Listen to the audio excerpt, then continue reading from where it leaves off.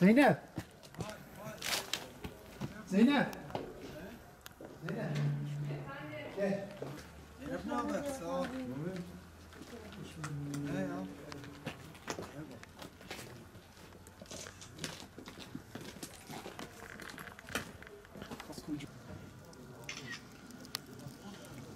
Kaç metre var bu? 4-5. Bozma. Dalyan boyunla çekin.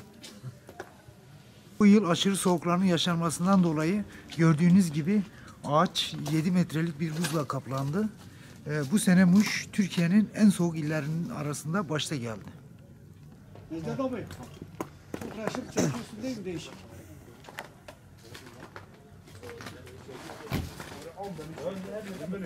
Necdet!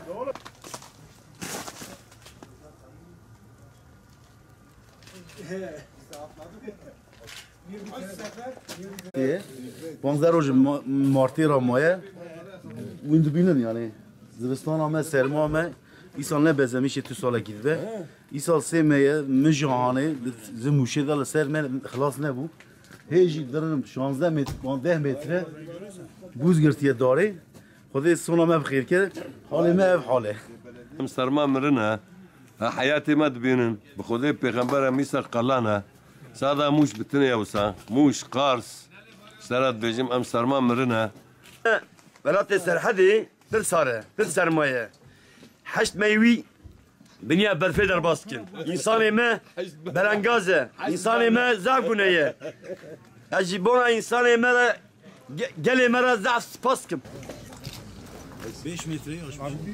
Nerede? Kamil kaydırdın mı? Gelsene Kamil.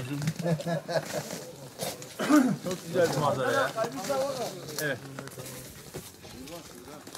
Gir sen de kareye gir. Ersen. Oğlum bunlar fotoğrafçılık teyze. Kareye gir. Objektife bak. Benim memleketinde de böyle görüntülere göre. Var mı öyle bir şey? Tabi o kadar aşağı değiliz yani, doğru yani. Değil mi? Aşağı Allah kalır Allah. mıyız? Yok yani. Arkadaşlar Erzincan'da böyle bir şey olmaz. Olsa kemat olur. Şuradan çıksak daha sağlıklı başkanım. İyi abi. Evet.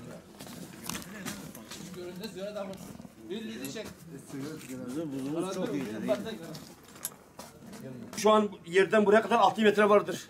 20 metrelik bir ağacın altında 6 metre bir buz tutmuş bir ağaçtır. Kendini nasıl? Oğlum yavaş. Aha. Arık. Arık. Otan ağacı orada değil. Ulan Kur'an-ı Kerim'e o bir şeyime tehlikeli koyacaklar.